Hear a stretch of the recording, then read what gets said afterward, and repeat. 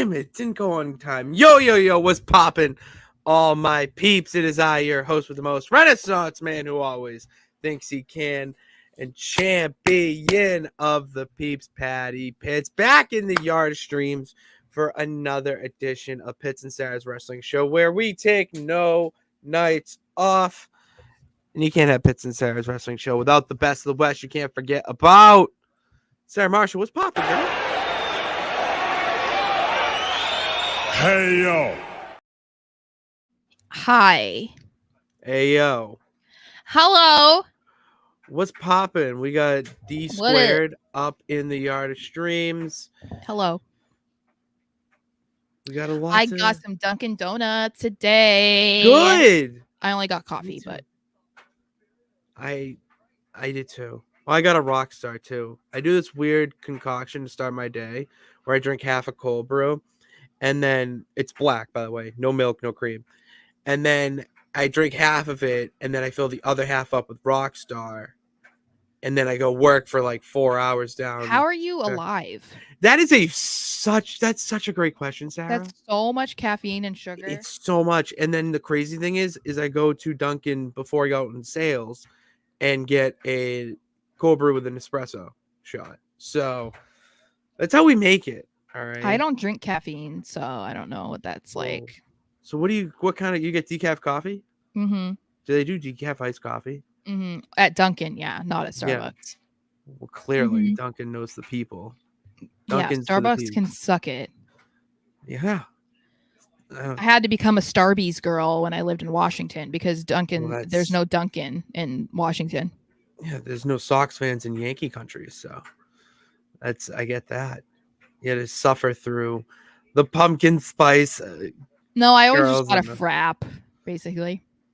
Fraps it's just milkshakes, essentially, right? Yeah, but okay, we're royal rambling over here to start the show because it's a great day, Sarah. Even though the sun sets at like 5 o'clock, actually earlier than that at this point, it's still, the sun was out today, blue skies. I had a great day driving around the greatest city on earth, and I just got the greatest time to just check Twitter, all right, as well. Not driving, doing it simultaneously. We don't do that. But we had time to start just looking through Twitter to see what's going on in the wrestling world. There's so much going on in the wrestling world that we are going to be talking about, breaking down today. I mean, yeah.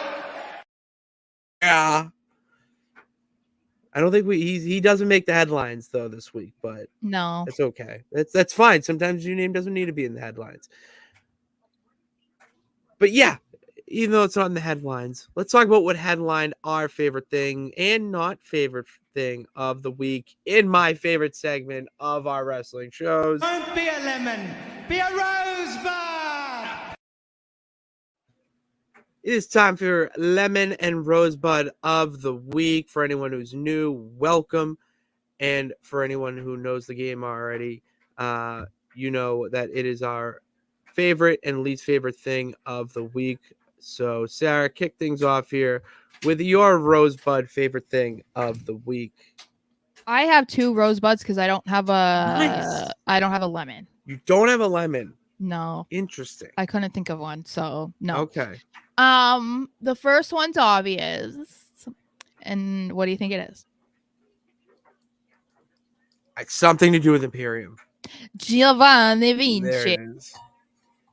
I was so happy to see that backstage segment just because we've been talking about it so much about like what are they doing with Imperium? What are they trying to do with Vinci? Why is it that they're basically trying to kick him out? Blah, blah, blah. So I thought it was nice that we got the opposite this week and we finally got to see some praise for Vinci, even if it wasn't for anything like fantastic, it's nice to see that maybe they're going to go into a direction that actually lets him do stuff, whether that's in the ring or talk or whatever. I know that we're going to talk about it later, but I mean, it's why I sent you videos of him in NXT because I'm like, this is the guy they're holding back and I don't understand it. So when he does, Oh, the first video when they pan to the entrance ramp and it's not him, and then they just pan to the right, and he's just pointing there like right at Mello. I lost it. That was so fun. There's another video. There's another video of his entrance and Barrett and then whoever the other guy is, I can't remember his name. They're commentating. Yeah, so they're they're talking like right next to the ring, like ringside, but like the way that the camera is facing, so they're like right there. So Vinci's coming out, he does the one picture, then he does the other one, and then he's in the ring and he stands in the ring right above Vance and Wade. And then Wade is like in the middle of a sentence, and then he's like, hold on. And like poses because he knows that Vinci's taking the picture. It's so funny. Oh my god. But yeah, so I was very excited about that. That man needs to be highlighted. Like seriously, like that man has potential there where you can build on that in some way, shape, or form and actually be a star. Yeah. Seriously. Well, and that's how they were like booking him when he first got to NXT. Like, I mean, he had matches with like Carmelo and stuff. It's not like he was just coming in and they were doing whatever. It's like, no, Carmelo's been a top guy basically the entire time. So I liked that. But then speaking of Melo, I'm very intrigued. So this is my other rosebud. I'm very intrigued with the development of the story between Melo and Trick. Because we're supposed to be believing right now, like everything is good, like accidents happen, like this is the stuff that whatever, like just trying to act like it's not a big deal. And I am just very excited for when we get to the point where Trick is like F you and like turns on him to get back at him for I mean, obviously trying to take him out.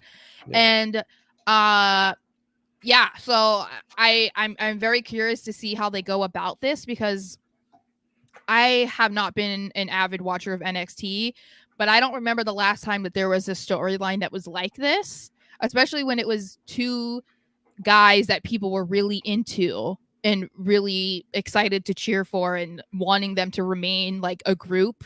So I'm really interested to see how they go about this because they're both very over, obviously, but people felt betrayed by Melo because they love them some Trick Williams. So and to me, it's like Melo.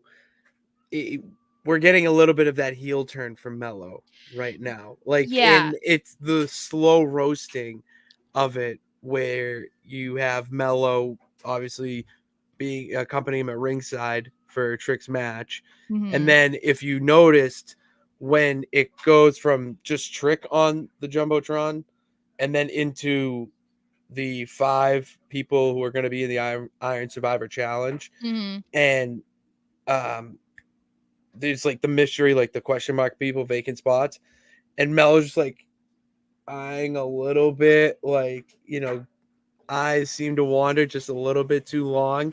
Yeah. The little stuff like that we were not getting in NXT or even in WWE programming. So long, and to have it be from someone like a Carmelo who's so young and not even on the main roster yet, like with this story, this could be something that elevates both of them at the end of the day. Oh yeah, well, because it's coming off like I feel a situation that people can relate to. I mean, unfortunately, but I mean, I think I can too. And I'm sure in the wrestling business, people can do that. I mean, we've talked about it. I would say it's similar to how I've talked about what it looks like Charlotte did with like Becky. Yeah. And that was real life. But this is obviously just on screen where it feels like Carmelo was cool with Trick because he always thought he was going to be the star. He didn't have to worry about Trick, because he was just going to be like his buddy, his sidekick, whatever. And then the second that Trick started doing his own thing, getting over on his own, having fans cheer for him, getting t-shirts, whatever, Melo started to feel threatened because he's used to befriending people that he views as below them, as not competition to him. Now that Trick is like getting to his level, that's when we're like, oh, okay, he attacked him. He didn't want him in this match. He doesn't want this. He doesn't want that because he doesn't want to share the spotlight. And so I feel like that's going to be really interesting because they can really dive deep into that because it is something that, outside of wrestling, you really can pull from your own life experience and be like, oh yeah, okay, like, and that's easy to get heel heat on somebody, you know. Oh, It makes them it's so so easy. hateable. Yeah. It's so hateable because everyone has been in that position where they're being taken advantage of or not being Yeah, at used. school, at Seen. work, Oh at my god, all friends, the time. whatever. And Yeah. recently, Mhm. it's so anything like that really hits a strong nerve in your audience Mhm. on top of the star power or the relationship between the two. Mhm. It's great television. It's fantastic television. Yes. NXT's been straight cooking Yes. the past month, maybe even longer. Actually, I definitely know, which is like undershooting perfect timing because it's like we're getting closer and closer to Mania season, and so the better the show gets, the more excited we are because we get to watch it in person. We can see Carmelo Hayes and Trick Williams and Ilya Dragunov. See, this is my rosebud, Sarah. And Lexus King. Huh? What's your rosebud? This is my rosebud. I was gonna say something that's happened in wrestling this week. Whether it's the Adam Page promo he cut on Swerve, which if you haven't watched that, go do it. It's absolutely incredible. Or anything in NXT. Mm-hmm. I'm gonna talk about myself and actually ourselves because we got the combo tickets. Oh yeah. Yeah. We got the combo tickets, and why this is my rosebud is because I have been thinking since it was announced that it was in Philly how I was going to get to Mania. It was the only thought I had all the time, like to the point where we almost took out unnecessary credit cards to pay for it. And to have it be able to happen with everything just aligning, and then now solidified that we got the combo tickets, and it's for everything I wanted to go see. I am so happy. Like I am just so happy, and I just want to share it with the peeps because going to WrestleMania is going to be an outer body experience for 5 days straight. I know, and I feel like it's like I'm excited, but I don't think it's hit me yet. You know what I mean? Like I don't think it's fully hit me yet. Waves. Because it's like sometimes when I think about it and I'm like, oh my god, our seats are great and this and that, and like, we were just talking and I'm like, oh, I'm gonna see these people for the first time because I've never seen them live. Like that's something that gets me very excited, but then I feel like there's just so much I need to do before then, so like that's more distracting to me. But I think this is something that we talked about, I don't know, over a year ago, and you were like, we're gonna go to Mania 40, it's in Philly and whatever, and I was like, yeah, we're okay. going. I was like, whatever, dude, like that's not happening. And then the fact that it did happen and just like it worked out perfectly, like you got a job at the right time, I got a job at the right time, like everything was just working out. And then it was like getting tickets and stuff was way easier than I thought it was going to be, and we were able to get the tickets that we wanted basically for the combo tickets. We are upgrading to where we want to be. Like there's just so much that we're gonna do that I'm like, oh my god, I can't. It's so insane. Like and especially because it's like Mania is gonna be big. Obviously, it's always big, but then we have the added layer of it being Mania 40, and whenever they hit like a new decade, they always go huge because it's like Mania 40. It's like if it was Mania 50, like it's gonna be like what, So Mania 40 is gonna be like that too. And it's like now that it's Triple H, you saw the things that Vince did, and a lot of the time, and Manias like this, it's like he did do a great job, but now it's so much more unexpected because it's like Triple H is making the decisions, and it's like more people might be willing to come back and do something, even if it's just a backstage segment or something like that. Exactly. It makes it even more exciting, I have a theory, that WWE every 10 years a babyface turns. So the first one doesn't count. It's the inaugural one. But if you look at 10, that was the Bret Hart coming out where he won the title. WrestleMania 20, Eddie Guerrero and a mystery person won the respective world titles. Mm-hmm. At WrestleMania 30, Daniel Bryan has the ultimate underdog story fighting the Authority. WrestleMania 40, somebody seems like they need to finish a story. So I mean, if we're going against the grain, I want to know why, Papa Paul. Yeah.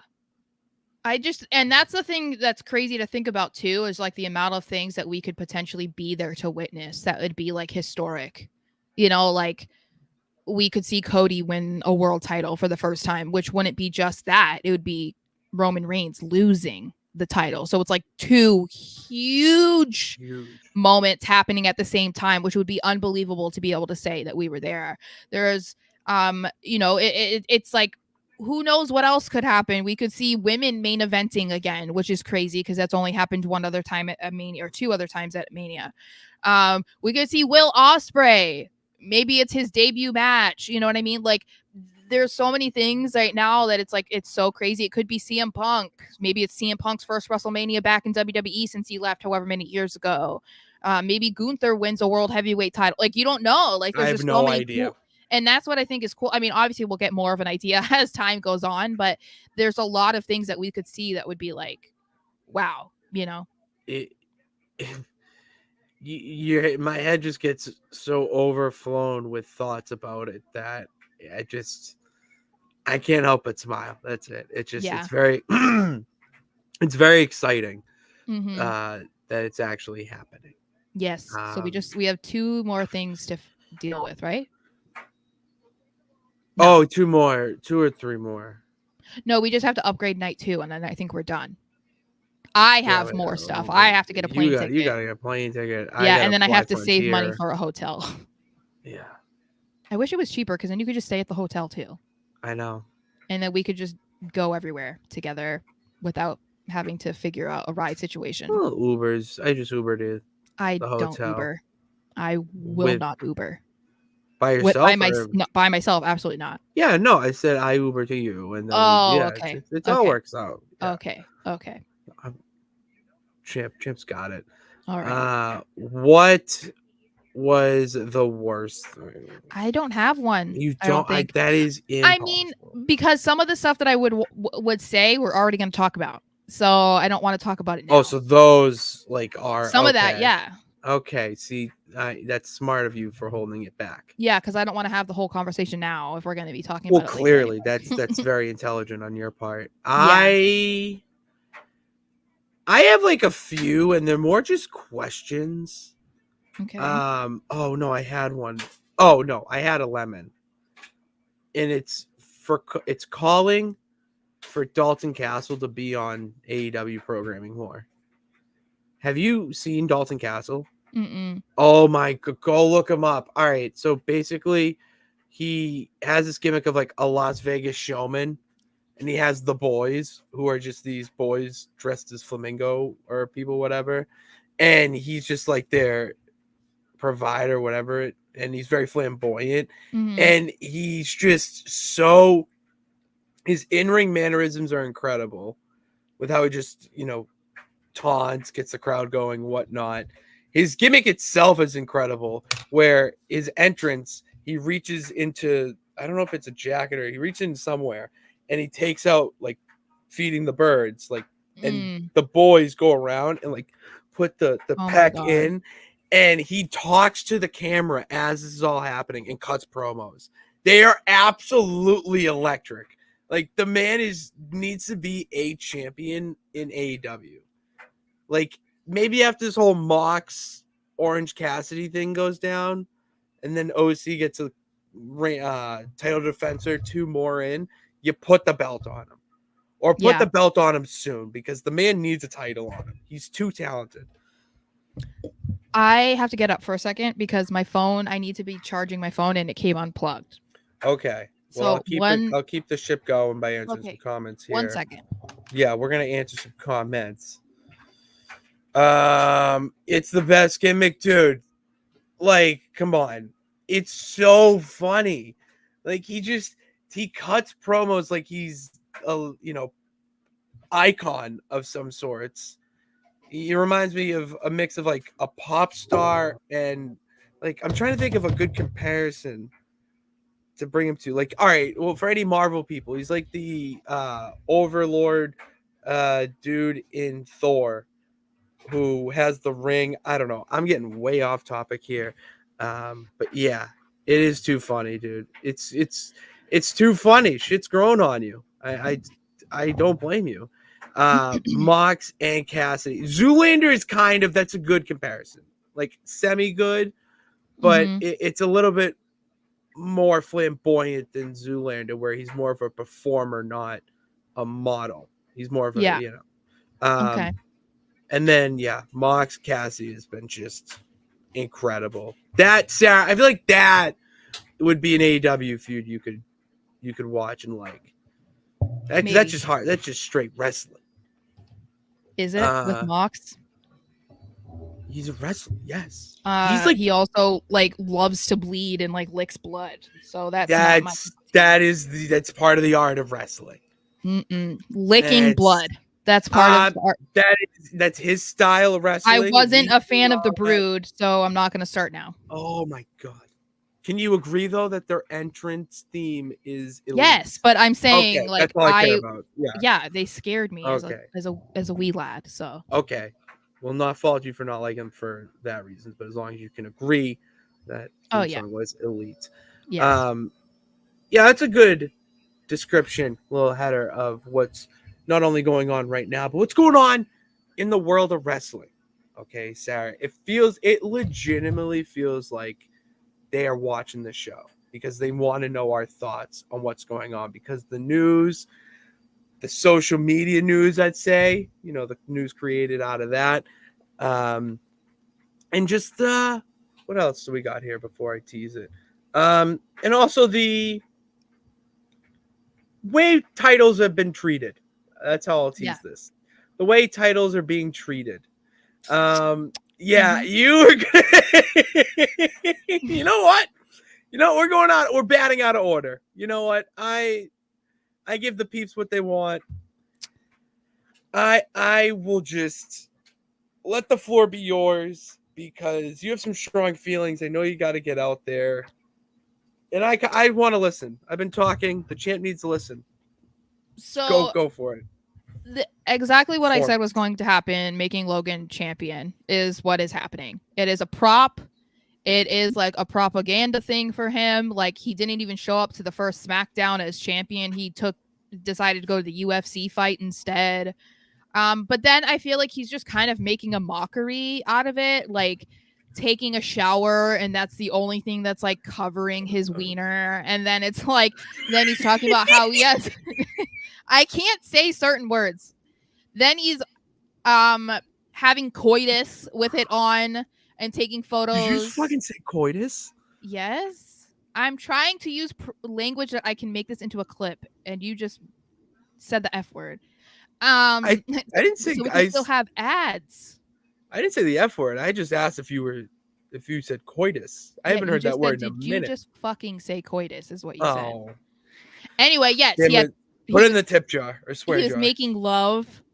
There's the title on.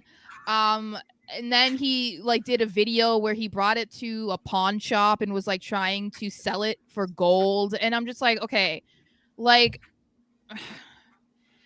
I know I'm not trying to be like a mark and be like the mat is sacred. Like, I get it. I love Imperium and I have a mindset similar, but it's also like, to me, it's just like, this was just his way of, I don't know. It's just like a publicity stunt. Like, that's what it feels like to me. Like, that's how he's treating it. And then he said that, winning it felt like he was being validated. But then this is the thing, is he always goes with, wrestling's hard, man. Wrestling's a lot harder than you think it is. Blah, blah, blah. And I'm like, how many times are you going to say this, dude? Because the more that you say it, the more you're like confirming that people think it's fake and you thought it was fake and that it was easy and it was this and that. Just like, stop saying it. Just stop. Like, but to me, these antics are just not cute. You're also like a nearly 30-year-old man. And it's like, if I'm supposed to respect you as a champion, but you're not even respecting the title, to me, I just think that's weird. I don't like it. Like, to me, you've not been around long enough to be doing that, because people would be like, well, what about Shawn Michaels and Playgirl and whatever? Shawn Michaels was fucking Shawn Michaels. Logan, like, in the wrestling world. Logan Paul is still an internet famous person. It's not like, I don't care that he's had like 5 matches. That's not a Shawn Michaels career that he can be like, laying naked with the title covering his schlong. You know what I mean? Like, that's just not, I don't know. I don't like it. I don't like and I wouldn't like it no matter who it was. You know, like I didn't love it even when Punk was trying to be, it was during the time where he was trying to hold the title hostage and he like had it in his fridge. Like, I didn't even like that, because it just doesn't feel respectful. Like, a title should be at room temperature. I agree. Okay, that's okay. But what I'm saying is like, I think it's because it comes off like they don't actually care about like how significant it should feel to be a champion for a company. You know what I mean? Because there are so many dudes that wish they were in your spot, and instead you're making a joke out of it. And that's why I don't like. I disagree in a sense. Of course you do. Yeah, I love this move by WWE, because what are you doing right now with the U.S. title? You kind of held it hostage in a way on SmackDown. He didn't even show up as champion on the first SmackDown, and we don't even know if he's going to be on SmackDown this week. He went to a UFC fight, but that's not the same. You're a champion in WWE. You're not a champion in UFC. Okay, how many more eyes got a view of that title at the UFC fight? You cannot say that's it's not business, the same. though. No, it's not. Business. It's not the same, though. Do you really think that him showing up to UFC with the US title on his shoulder or whatever got more people to tune into SmackDown? You really think so? It's getting your eyes on the product. So that's all it is. But it doesn't matter if people are looking at it. If they're not buying your product, if they're not viewing your product, it doesn't matter. There's people. Like award shows? People walk the red carpet. They're asked who they're wearing. Do people then decide that they're going to go buy that brand because so-and-so? Like, that's just not the same. Unless people go out and buy the brand that the person's wearing, it doesn't matter how many people saw so-and-so actress was wearing so-and-so dress. Like, it does. It's not the same. They're going to go to that designer for when they need a dress in that similar fashion. Yeah. They're go but what I'm saying is, it's like, that's not what's happening in the moment. If people and why would anyone tune into SmackDown when he wasn't even there? Like, because when he is there, it gives it more of that's what they're playing. Is they're playing for when he's on SmackDown, so they get those people to watch there all the time. And I'm still sticking to the fact they only gave him the title because Ray was performing on a torn meniscus for 3 months and he needed surgery. That was why. I will say timing. I will not completely disagree with that. Yeah, they needed to take the title off Ray because he was performing for 3 months on a torn meniscus. And obviously when we were laughing at him running into the ring last week with the chair and he was going so slow, clearly it's because the man's muscle or ligaments were torn. Yeah, my bad. No, I was the one that made it funny. Like, I was the one that was laughing about it. Oh, I'm gonna share him. Timing, that's why. And so I just think it's funny. It's because he doesn't understand the wrestling business. Like, oh, this is validation to me. I guess a little bit, but not really, dude. Like, you got it because the dude needed surgery. Yeah, but he has been so good. To a degree. Okay. I didn't say 100%. I'm saying, but my counter is he also took that on Fox. He took it, on social media. He's taking it everywhere. And the pawn shop thing. All right. It was 100% planned. But it's still stupid. I still don't have to like it.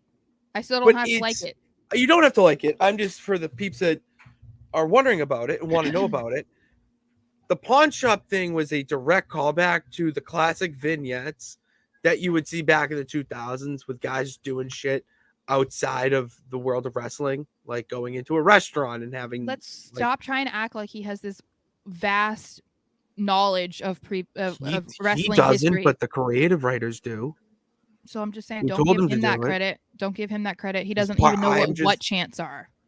All right, So. I'm just. All right. What chants? What are what chants? Why are you saying what? Who is that? Cody Rhodes has a brother? Who is your brother? I'm just saying that he is an absolute. I just don't He know is that an there was that entertainer. much thought put into it, is all I'm saying. The pawn shop, I thought it was brilliant. No, I'm going to pawn this thing course you because did. nobody can take my title. It was good. It was very good.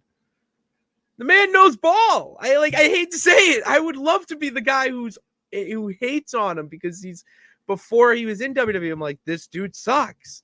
And then he starts wrestling and I'm like, this dude has something because I have an eye for you talent. can be fine for saying that he's like a fine wrestler, but you don't have to say he's a good human or like. I don't want to. I'm not. I also can question his decision making.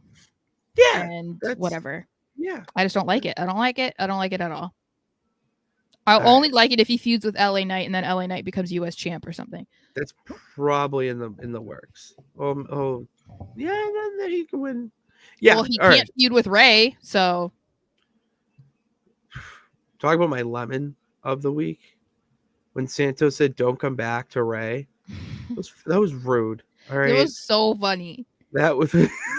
He was like probably at the hospital in the room with him or something, and he tweeted that. Like that is what's so. But then that's the thing that kind of sucks too, because that just happened, and then like I get the whole stare situation was to get Ray off TV, but I don't know how. Like I'm curious to see how they try to go about this. Like, are they going to try and push Santos full blown heel? Is he going to feud with Carlito now? Because Ray isn't going to be around. So it's almost like, was it worth doing that before Ray was going to be leaving for surgery? Like, I don't know. I'm not sure, but. Apparently Zelina Vega has gotten a lot of praise. Yeah, well, she was like backstage. crying. Oh my, it was Oscar nominee worthy. It was so good. She's another one. Wasn't she rehired? Was she rehired or like repushed by Triple H? I would say repushed. She was always there, but she was just doing a whole lot of nothing and doing like up, down, like, down stuff. Like, look at what she's doing now. You know, it's incredible the success you can have when you utilize people to their full potential. Mm-hmm. Put that in a poster. That was sorry. Moving on to something that I would like you to explain to me, because this went right over my head, but I would like to talk about it because I just my other favorite person. I hate. All right, this also I'm glad we bring this up because this gives me a platform to rant about this. This is my true lemon of the week. All right, actually, lemon of the week.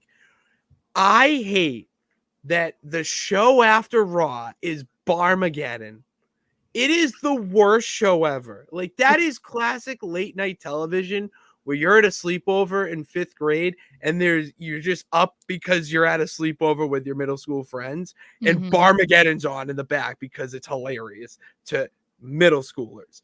So, like, that's my cue to shut off TVB. Can you explain what happened here? Because I miss this, and anytime I really hear Barmageddon, I just tune out. Well, I guess the new season I think started on Monday, which is like Monday. how did it get renewed? I don't know. But sometimes when that happens, it's like everyone was making such a big deal about how AEW was promoting whatever the show is that Cena's on. Oh my god, Wipeout. That was another one I was John Cena can't be going into my screen hosting Wipeout. People were laughing because it was being promoted during AEW, so people were like, oh my gosh. So this was another one of those situations where Michael Cole was reading an ad to promote Barmageddon, and he only said that it was hosted by Blake Shelton and didn't mention the fact that Nikki Garcia was on the show. And so then people were taking notice of it because they're like, oh my God, the shade, blah, blah, blah, blah, blah. And I'm just like, I don't know. I'm sure because she lives online that she probably did get upset about it only because people told her, and then she was like, ah. But it's like, first of all, you go by Nikki Garcia now. No one knows who Nikki Garcia is. So if Michael Cole was like, also Nikki Garcia, it's like, no. And I don't know if this is true, so someone can correct me if they know, but she's alleging that they were no longer allowed to use the Bella name. I don't believe that's true at all. But they're claiming that was why they changed their name.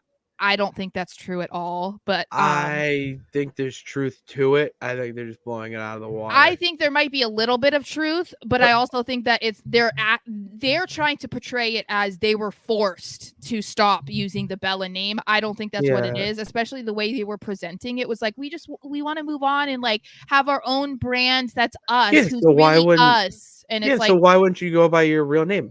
So that's what I'm saying. That's why I said I don't know that their way of trying to say that WWE forced them into dropping it is true. I just don't. But anyway, I mean, they have no reason to promote Barmageddon other than the fact that they're on the same network. They don't have to have some sort of loyalty to Nikki to be like, oh yeah, we'll promote your show, when all you've done since you've left the company has been to talk shit about us. Like there's just they don't get anything from it. No. Like I just didn't think it was that big of a deal. I thought it was actually kind of funny because obviously I've never been a Bella's fan. So clearly. But yeah, I just didn't think it was that big of a deal. I don't know. All right, I got this one in the chamber because I want to talk about this. Okay. Because it's getting a little too eerie.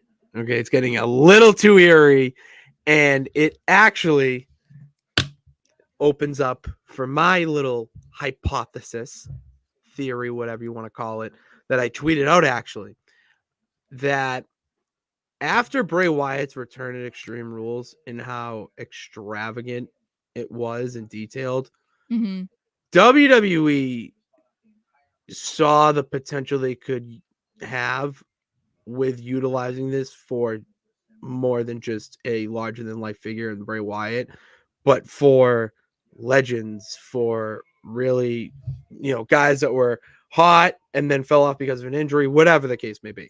And this little thing that they do of uploading videos, I know the other one is they're updating their page in the Legends page on the roster or whatnot. They go back in and people say like, oh, they updated it this time because they'll say like updated 20 hours ago or something under CM Punk. But the news today is that CM Punk, WWE and USA Network and other WWE mainly have been re-uploading full matches of Randy Orton versus Cody Rhodes, Randy Orton versus this person, Drew McIntyre. And then the one that's really getting people chatting is that Randy Orton faced Wade Barrett for the WWE title with CM Punk on guest commentary. Sarah, I don't know. I just think there's no such thing as a coincidence in wrestling, and when you expand it to the social media realm, all things are possible. I think it's such a I feel like it's just such a complicated situation to try and figure out, because I think that there's a lot of confirmation bias no matter which side of the bias you're on. But if you believe that CM Punk is coming back, these types of things confirm your bias, because you're like, yeah, see, they are coming back. I'm not crazy. Look at all of this, But then if you're someone who doesn't think he's coming back, then when you see the reports of like, yeah, WWE hasn't talked to him, there's none of this, then that confirms your bias, because then you're like, see, like it's not happening. So I think that people just need to let it play out. Just see if it happens, it happens. If it doesn't, it doesn't. Like, I just think that we need to stop looking for little hints and clues, because I think when it comes to like the social media stuff, that doesn't mean a whole lot. Like, they upload stuff all the time. Like, are we supposed to think something like they just uploaded a match that had the Shield in it? Does that mean something? Like, we can't think that every single time. And you would like to think that the social media team is not that dumb. that like you're gonna know that what you're doing is going to catch the attention of internet sleuths, because there are people who literally like all they do online all day look for stuff like that. So if you know that, then you're not going to provide them any ammunition to then take and run away with and then put all over the internet to be like, oh my god, look it, you know. So yeah. I mean, the Randy Orton thing doesn't surprise me. We all know that that's probably what's happening. If it's Yeah, not Randy Orton doesn't. Yeah. Yeah, if it's not on Raw, then it's going to happen at Survivor Series. I just think with the CM Punk thing, it's just like, you know, because I even just read again that there have been no conversations with Punk. So it's like, I don't know. You don't know what's going to happen. It feels like they're both happening. Other days it feels like it's not. And, you know, we know that WWE likes to mess with the fans too. And love to swear with the fans. So and Punk is engaging in it too. Like he posted on Instagram that he was working out, and then he also included a cover of War Pigs or whatever, the song for War Games. Yeah. And of course that's not a coincidence. Like he did that on purpose. And the thing is like, why wouldn't he troll? Oh my god, why wouldn't you if you're Punk in that situation? Because he might really not be coming back, at least not this soon, or at all. But he sees everybody saying it because his mentions are blowing up with people being like, you're coming back, tell me you're coming back. Why wouldn't you engage in that then? Like, that's hilarious. He's like a 40-something-year-old dude just like sitting in his living room laughing at the 12-year-olds that are like, oh my god, daddy's coming back, you know, like, I don't know. Yeah, no, I love it because it just stirs the pot and gets everyone's theory going, and no one's right. No one's right now. Yeah, this is why I said you need to just like embrace the unknown, because as I've said before, people complain so much that there's no more shock and awe, there's no more surprises in wrestling. And then when there is a possibility of something being a surprise, people want to ruin it for themselves. And I don't understand that, because if Punk really is coming back, whether it's, you know, from the Shinsuke Nakamura promos, if that's a setup, or if he is really teasing a comeback or whatever it is, why would you want to try and figure it out before it happens? Yeah. Like, wouldn't you want to have that genuine surprise, especially if you're like a CM Punk fan? Like, to me, we've even talked about it where it, you know, we're like, okay, it would be nice if there were things that were an actual surprise, because even like Cody returning wasn't a surprise to like 75% of the fans, and I would say 75 because obviously there's a lot of people who do not have social media. But like, how much cooler would that have been if it was a surprise? So that's why I feel like people just need to sit there and be like, if you want to try and figure it out and spoil it for yourself, go ahead. But like, I'm just going to sit back and see what happens. We can speculate, but like, I'd rather just be like, okay, if Punk is coming back, I'd rather just feel what I'm going to feel in that moment. Exactly. Yeah. I want to feel for genuine reasons. What's the other thing I had about Punk? Because I'm going to stay on the CM Punk train. CM Punk is ringside news, I think it was, you said, had a story that people are saying CM Punk is to AEW. AEW, they say. Impact. So this is alleged. This is ringside news. Obviously it's alleged. It's ringside news. Yeah. So, well, and it's alleged by anybody, because who knows? But they're claiming that there haven't really been any conversations about Punk coming back, at least not in the near future. And the allegation is that they're really taking into account what happened during his tenure at AEW, and there are some within the company allegedly that feel Punk's time in AEW is similar to Vince Russo's in WCW. And so I think if there's any truth to that, it might be why they're tiptoeing around the possibility of bringing him back. Because, you know, we know that whatever happened the last time he was in WWE was a long time ago. It was 10 plus years ago. People change, the business changes, people in power are different, people mature. So whatever those issues are, they might really be in the past at this point. We don't know. But if you're going to take into account something that happened recently, we're going to look at what happened with him in AEW, and it was tumultuous from the beginning. So there are external factors that could have impacted it, obviously, because there are things that people complain about with AEW, especially complaining about Tony Khan and his leadership and whatever. So maybe that was just a problematic combination between Tony and Punk. We don't know. But all you can really take from that is what you heard and what you saw and the behavior that you saw from him and the things that he said. And so if that's something that they're considering, it doesn't surprise me that they might be a little bit hesitant, you know? I don't blame him for being a little hesitant, at least. Yeah. And the thing that stands out to me most are Nick Aldis' comments about Punk. And this would be the only reason I have an ounce of feeling he'll come back, is that Nick Aldis said, whatever your thoughts are about him, whatever he is to as a person, the man sells tickets. Yeah. And there's nothing that a business wants more than to make money by selling tickets. WWE can do their own little control of him to an extent if the payout's good enough. We've seen them do it before. Well, and they're on like a historic run right now. So if money was an issue, they have plenty of it. Way more. Money isn't an issue. Yeah. I think, it's going to be what does he want from a return? Because we know that he wanted to be champion and he wanted to main event and he wanted to be the guy when he was still around, however many years ago, 10 years ago.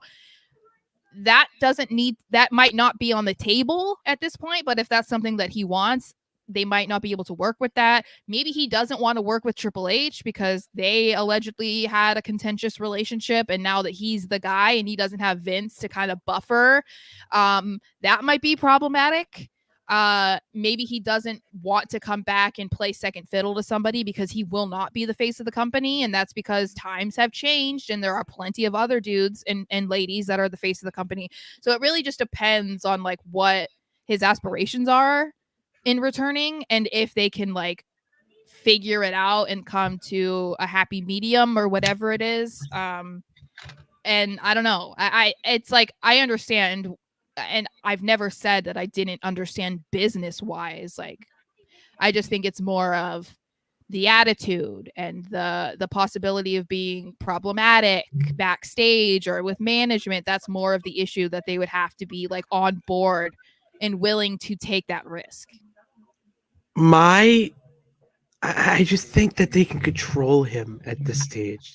I think in WWE is a different animal.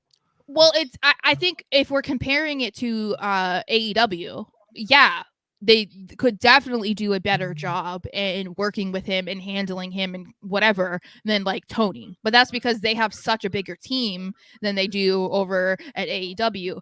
But at the same time, this isn't new behavior from Punk. So I don't know that could be put in check, but at the same time, he's a grown man. If this is who he is, then this is who he is, and you either have to put up with it or don't put up with it at all. And he shouldn't need a babysitter to like keep him in check. You know what I mean? Like if he's going to make the decision to come back to the company that he left, like that he walked out on, that he eventually sued people in there, then I think that he realizes like if it's not WWE and I don't return to WWE, he's probably not going to get brought anywhere else. If you want to be in wrestling, you know that the peak of wrestling is WWE, and if you're not going to behave and do what you need to do in that company, then why would any other place want you? So well said, Sarah. Thanks. I'm gonna get you. No, I'm gonna get you going again. Oh, geez. Yeah, I know, but like it's really funny. Okay. It's awesome. Why did you have to? Oh, you know what? And that's the thing. I like sent you all these ideas, and it's because I knew that I would be able to have a lot to say. Yeah, and to be honest, sometimes the champ likes to listen. I just want to hear your thoughts. I like to back and forth. Want to know why you're feeling this, but I feel like we both share a similar feeling about this. I mean, maybe yours are stronger than mine, vice versa. Who knows? But yeah, if you live under a rock, it was reported that Roman Reigns, I mean, he wrestled his last match for the year at Crown Jewel. Allegedly. Allegedly, because everything's alleged. Mm-hmm. He has wrestled his last match for 2023, which means that his match total for the year comes out to a whopping 11. And how Your many of them were undisputed title defenses? only enhancing my point, Sarah. Your WWE undisputed Universal Champion has wrestled 11 times, including title matches and non-title matches. So I Hold on, 5 of them were title oh defenses. Only 5. yeah, only enhancing my point.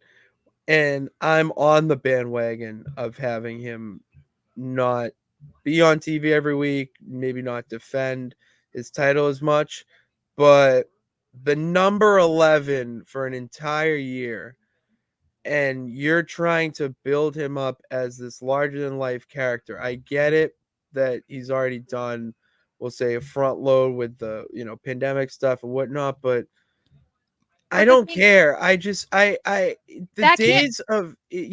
days of Bruno, San Martino, and Hogan and all those where it was just live shows and it was a different time and like schedule. I mean, it's long gone. People want to see their champion on TV. For God's sakes, AEW is MJF.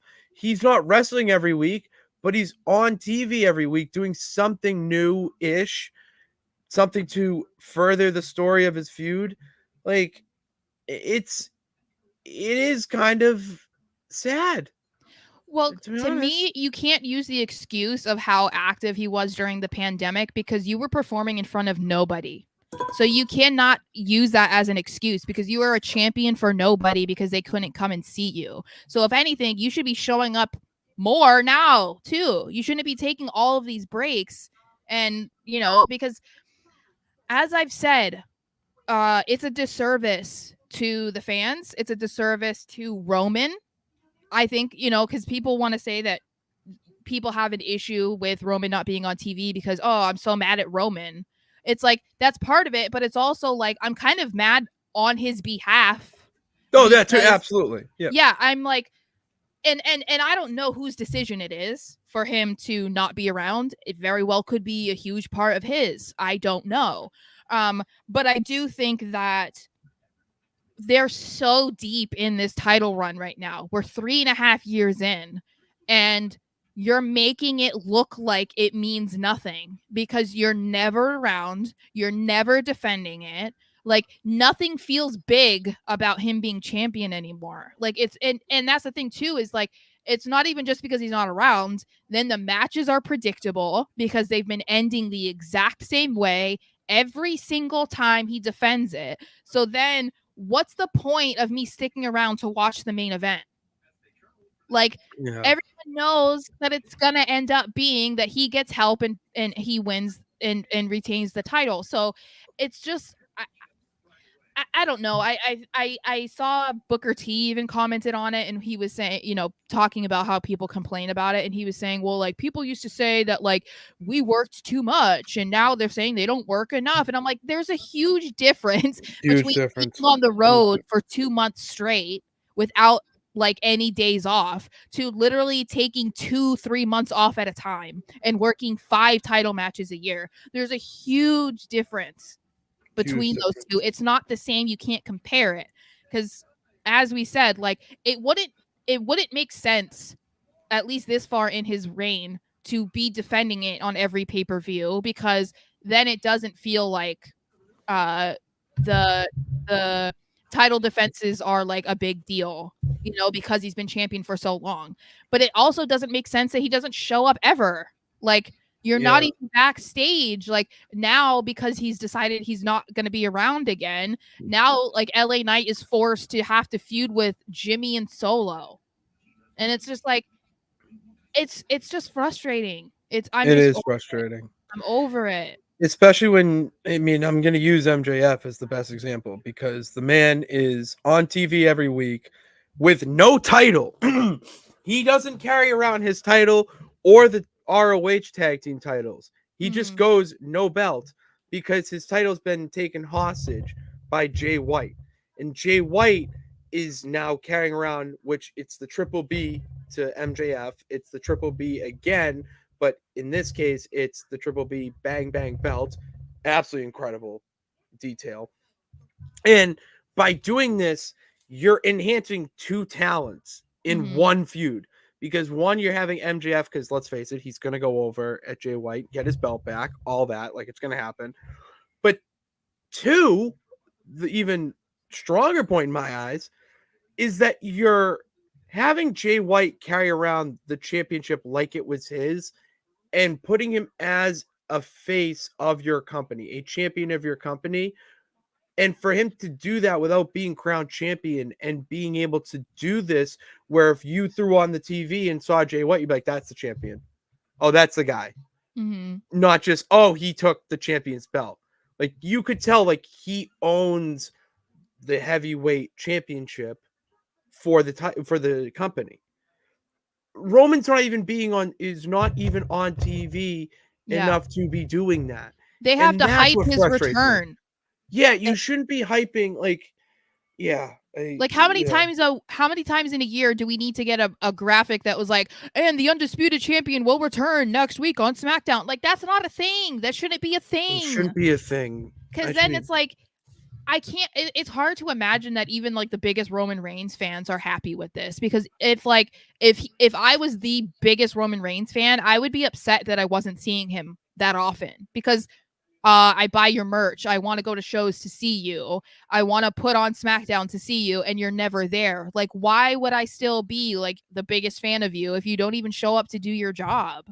Like, it's weird to me, and it's just annoying, and it's frustrating to think that he could possibly be champion until Mania, because at that point I'm just like, are you going to actively show up between Royal Rumble and Mania, or are we going to do the same thing we did last year where Cody was feuding with Paul Heyman?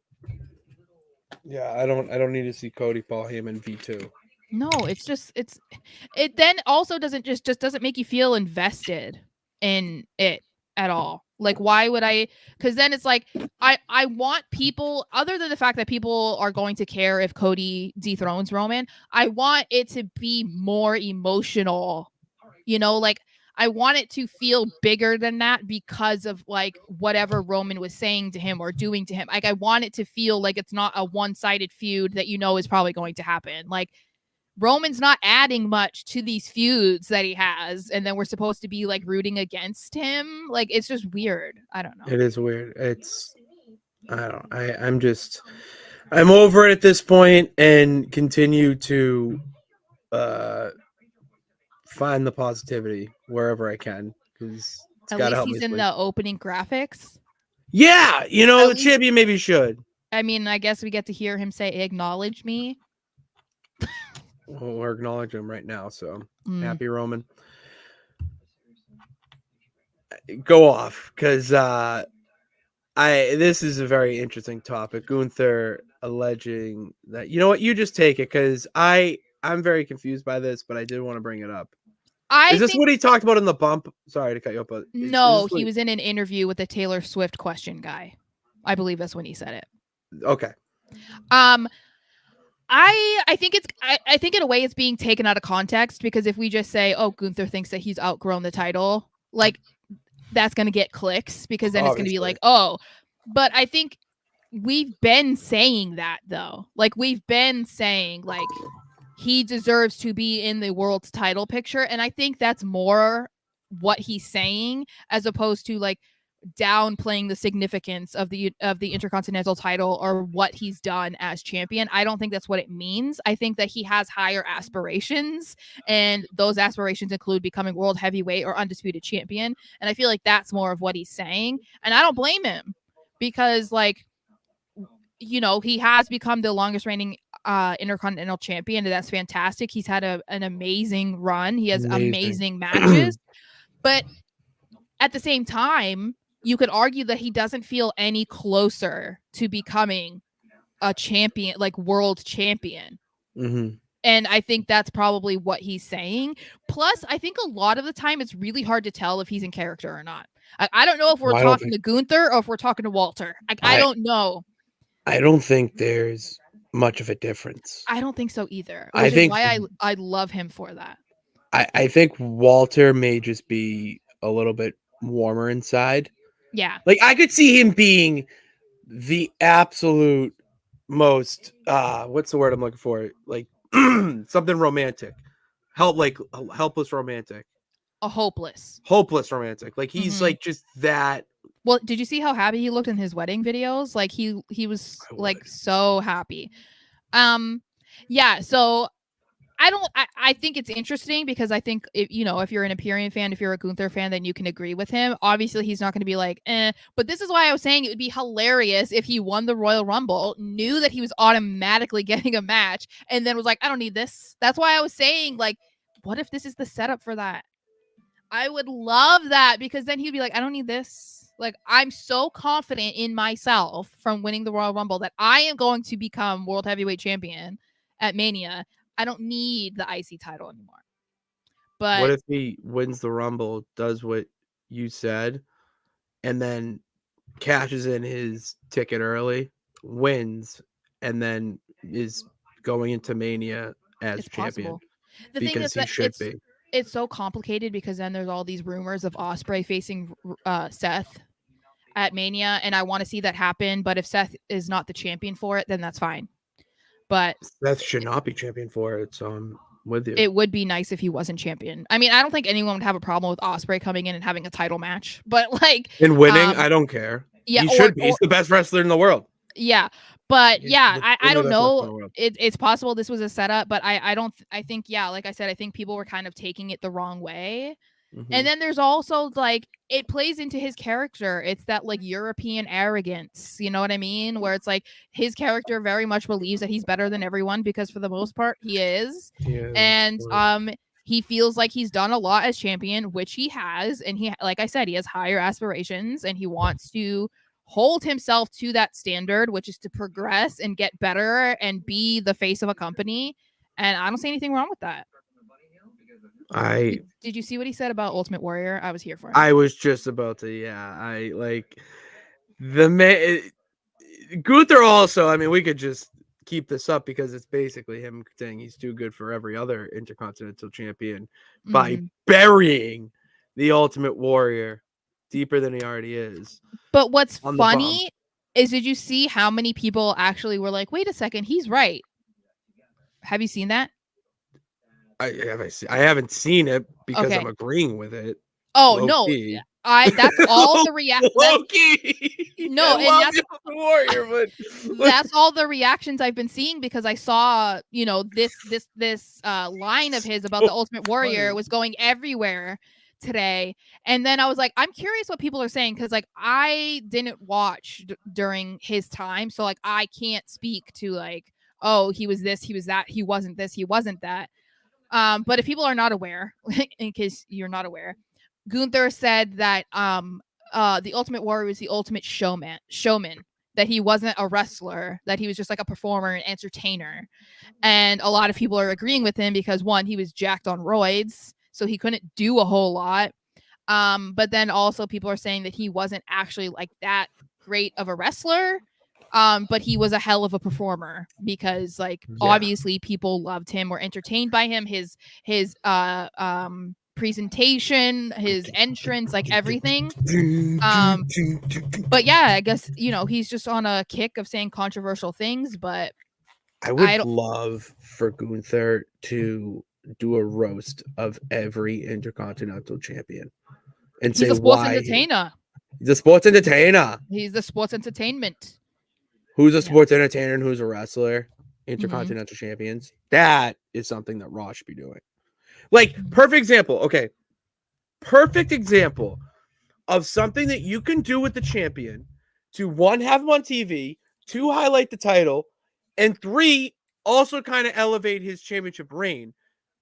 And all he's doing is just doing a backstage interview that could be pre-taped, but you're having him on on TV. They're not doing that with Roman at all, and know. especially with how the bloodline is going, I don't know why he isn't. At Well- least social content. Like, you have an endless avenue of content places to post to further a story or add Yeah. little side stories, like post Marvel credit scenes for any of my Marvel people out there. Like, that type of shit should be done in this era in wrestling, and there are places that kind of allude to it. You know, you have NXT doing NXT Anonymous. Mhm. AEW does some stuff with the Elite. I mean, the Elite, not even just AEW, but the Elite themselves, the Jacksons, Young Bucks, they do a YouTube series that kind of puts over wrestlers and show stuff, whatever. Like, and they're just backstage. Yeah. But Well, and it's that's what I've said. Like, you know, the backstage segments for the most part, especially with like the bloodline, they're always in such generic locker room, dressing rooms, or whatever. You could tape multiple moments like that ahead of time and be able to use them for a few weeks. And it would be like, okay, like I still wouldn't be thrilled about it, but obviously, something. but at least it would be better than him just like not showing up. And the thing is there's no reason for it either. It's not like, because people were trying to say, oh, he was just gone from, you know, SummerSlam till Crown Jewel because he was injured. That's not true. There was some talk of him being injured in that match against Jay like early on, but no one ever came out and said what the injury was, how extensive it was, or that he actually needed all that time off for it. That's not true. But if that were the case, then we could be like, okay, whatever, you know, but then we would have another argument of why, okay, well, if he's injured, then he shouldn't be champion. So it's like the only reason that anyone knows about is because he just doesn't want to be there. Like, he doesn't feel he needs to be there. And I think that's part of the problem. So Yeah. All right. Well, that's enough of the news portion of the show and all the happenings happening online. So let us know what your thoughts are on them, or if there's one that we miss in the comment section below. Sarah reads all the comments, sends them over to me, and we'll get back to it. All right. We like to hear from the peeps, and we like to hear from the peeps during this segment. The 1, 2, 3 count. Sarah, to start off the 3 count. It's scarf season. Okay, that's what maybe not where you are. Yeah, I'm like, but it is for anywhere it's cold. It's scarf season, so I gotta get more scarves, but I'm bringing it out. So just letting everyone know, it's scarf season. All right. Okay. Thank you. There we go. All right, 1. We kind of alluded to it already with Giovanni Vinci, but I think I spelled his name wrong. Yep. It's 2 N's, right? Yep. There we go. Great job, Pitts.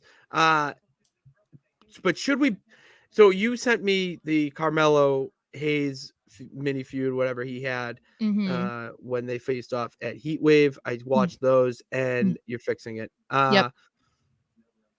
And as someone who did not know Vinci at all, really before Imperium, to watch this, there's gotta be potential there for if they can stay together to elevate him so he gets to maybe not as dramatic as a pose, but a little bit more personality than what he's showing.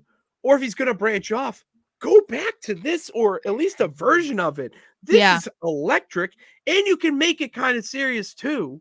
There's many avenues you can go down to make it a little bit less goofy with the poppy song and a pose. You could do like a dark song and a dark pose. Like, there's different things you do, but the personality is there within the character that I don't know why the fans aren't seeing that right now.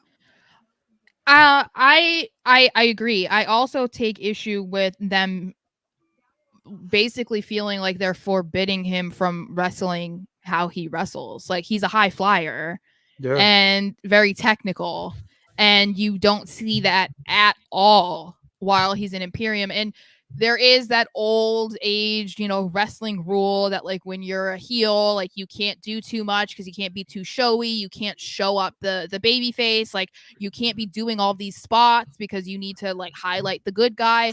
So I understand that to an extent, but I also don't think that's like 100% applicable to WWE in today's day and age. But that's what I think is confusing to me, because they showcase Kaiser and they let him do whatever he wants. They let him do his thing. And then they just like don't let that happen with Vinci. And I'm confused because it was even something that they didn't allow him to do before there was this like tension that they've been trying to highlight in the last few months.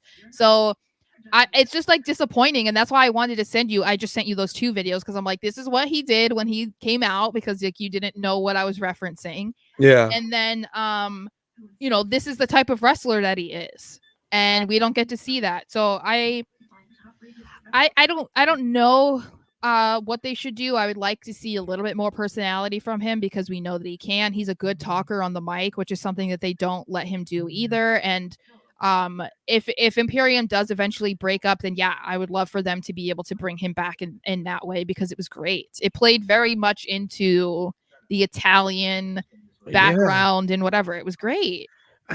Why not just have Kaiser and Vinci interfeud a little bit and get all their frustration out, and then Gunther comes to the ring afterwards like, yes, this is what I want for my men, and then that elevates them into a tag team. And then once the titles split from undisputed to brand specific, you put the belts on them and then have them go on a little bit of a reign.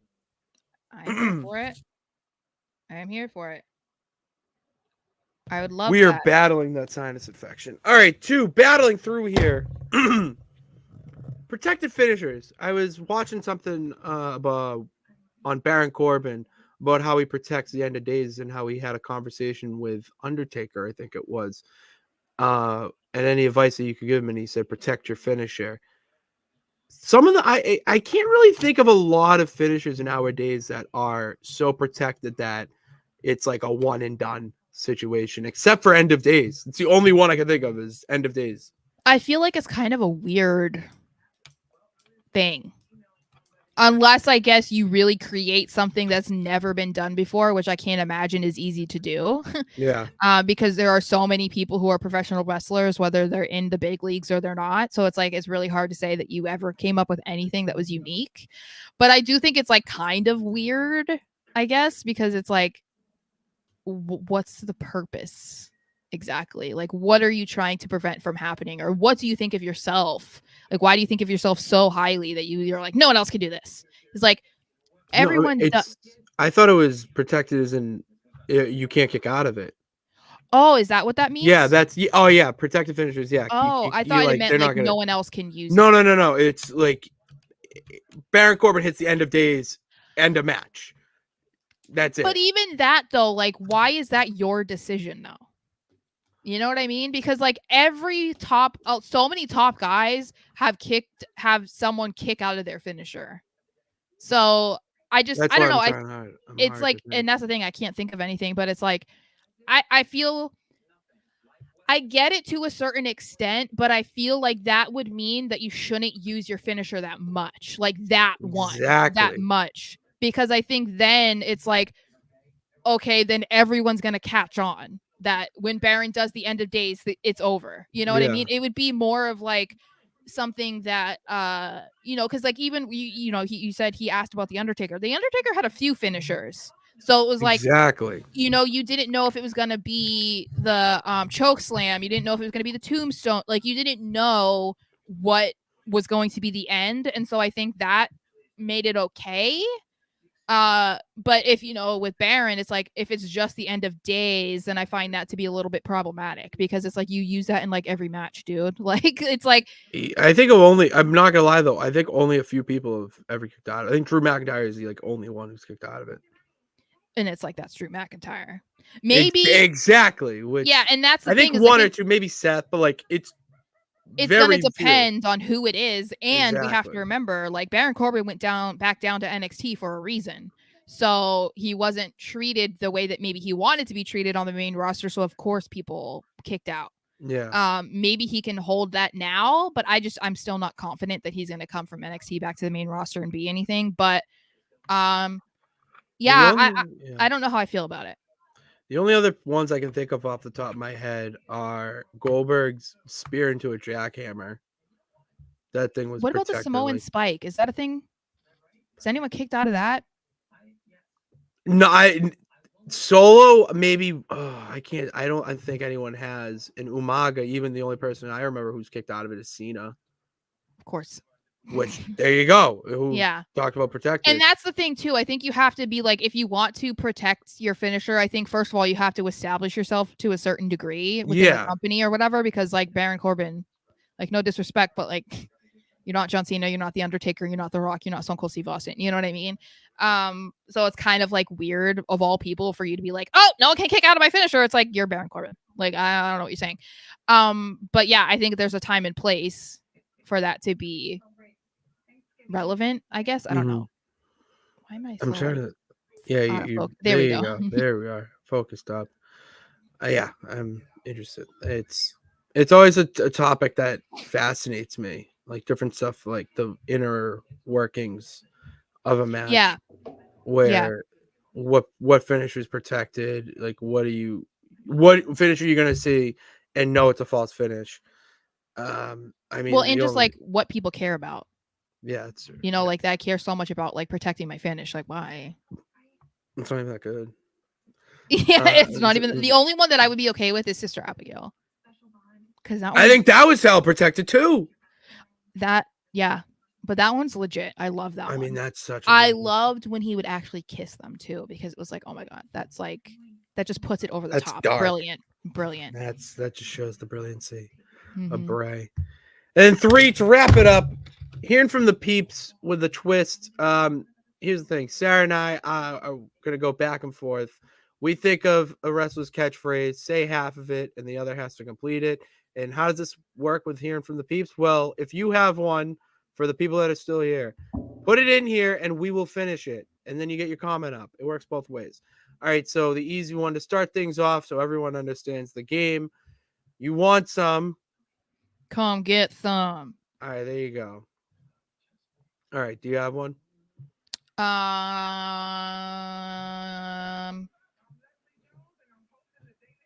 If you smell what The Rock is cooking. What about the eyebrow? I always was like like doing that. My brother could do it. I can't now. I got my brother. There's a picture of my brother at my fourth birthday party at Boston Bowl of all places, with a balloon, looking at the camera, cargo shorts, flip flops, t-shirt, people's eyebrow. Dude's my hero. Well, all right, so you just gave me that one. John 3. No. Oh, I had one. I'm better than you. Do you know that one? I know that one. And it's not and you know it. Yeah, it is. It is? Okay. That was what my first was in, and I was like, I don't want to say that if it's wrong. You know it. No, you're right. That's MJF, yeah. Okay. Are you surprised that I actually knew that? Not surprised I gave you an AEW one, but to show off your AEW knowledge a little bit there.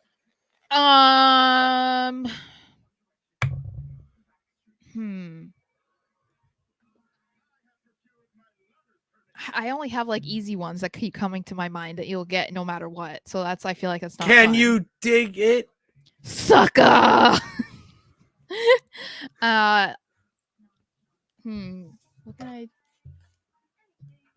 What do you want?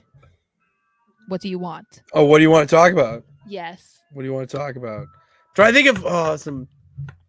There's some good ones. Sweet. Oh my god, who is that? Who created that? I don't even know. The Bullet Club. I know. It's so disgusting. We got 2 words for you. Suck it. Well, that one, but his sons are using that phrase now, actually taking after their father. but instead it's 2 words for you and it's guns up. Oh. This AEW is just recycling, which I love it. I love it. All right, well, that's all I can think of right now. We'll bring this back because I couldn't think of any more. All right. That's all we got for you guys today. All right, we'll be back potentially on Sunday. Day change. The champ's got un fiesta to attend to, so we'll be potentially back on Sunday, depending on how SmackDown goes, and then obviously we're back on Tuesday for the Raw Rewind. And I'm gonna tease it because it's coming. Date just TBD. The first NWF pay-per-view happened. All right. Went through, got the footage from the Nonsense Sports Network. Go check out twitch.tv/Nonsense Sports Network. Got the footage from there. Sara and I are going to commentate a pay-per-view. Okay. We're going to put our commentary skills to the test. We're going to check out some fantasy matchups in a way, and then some actual nonsensical matchups, including the main event, which let's just say it involves Pokemon. How? Well, you gotta find out. You gotta find out how there's a Pokemon person in the main event of a wrestling pay-per-view. That's why you check it out and get ready for it. And the way to know when all that goes live is follow us on all the social media platforms in the description below. Hit that subscribe button and bell notification to know when we go live. And check out our videos in the archives about what our other thoughts are about what's going on in the wrestling world. Over 1,200 subscribers right now, Sara. We're trying to push right now. 1,300 is the next milestone to help us get to that. I would say before Christmas. Let's I think before Christmas, 1,300 would be pretty cool. So I think that's a reachable goal and help us get to that point. So until then, thank you guys for tuning in. God bless. And remember, I don't know what this one is. David had one at the last second. And with that, I bid you adieu. There it is. I was going to be like, I don't know. No, it's Kenny Omega. And I bid you adieu. And until next time, thank you for tuning in. God bless. Remember that you could do it. All you got to do is try. We'll see you next time. Yeah.